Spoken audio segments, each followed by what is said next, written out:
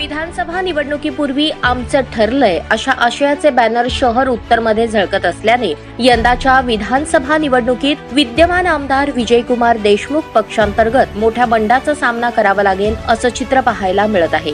पुढील काही दिवसात विधानसभा निवडणुकीचे बिगुल वाजण्याची शक्यता दाट आहे। त्यापूर्वी भारतीय जनता पार्टीत पक्षाच्या निष्ठावंत कार्यकर्त्यांकडून बंडाचे निशाण फडकवण्याची तयारी सुरू केली आहे। मागील 20 वर्ष शहर उत्तर विधानसभा मतदारसंघातून निर्विवाद आमदार म्हणून विजयकुमार देशमुख यांनी आपले नेतृत्व सिद्ध केले आहे। पण मागील काही वर्षांपासून आमदार देशमुख यांनी पक्षांतर्गत असणाऱ्या 2 नंबर फळीतील कार्यकर्त्यांना सन्मानाची वागणूक देण्यात ते कमी पडल्याचे बोलले जात आहे। इतकेच काय तर भाजपकडून निवडून आलेल्या दोन्ही खासदारांना सन्मानाची वागणूक मिळाली नाही अशी ही कारणे पुढे आल्याने आम्ही बंडाची भूमिका घेतली आहे।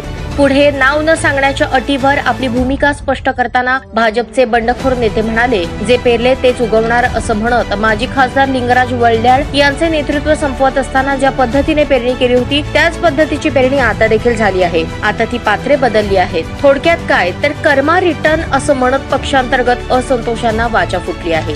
इतके सगळे ऐकून घेतल्यानंतर मग या बंडाची सुरुवात झाली तरी कधी, साहजिकच असा प्रश्न उपस्थित होतो। तर याची सुरुवात लोकसभा निवडणुकीपूर्वी पार्क चौकातील एका हॉटेलमध्ये झाली। या बैठकीत भाजपमधील 2 नंबर फळीतले 8 ते 10 कार्यकर्ते उपस्थित होते। यावेळी शहर उत्तर मधील कार्यकर्त्यांनी विद्यमान आमदारांच्या विरोधात बंड करण्याचा निर्णय घेतला।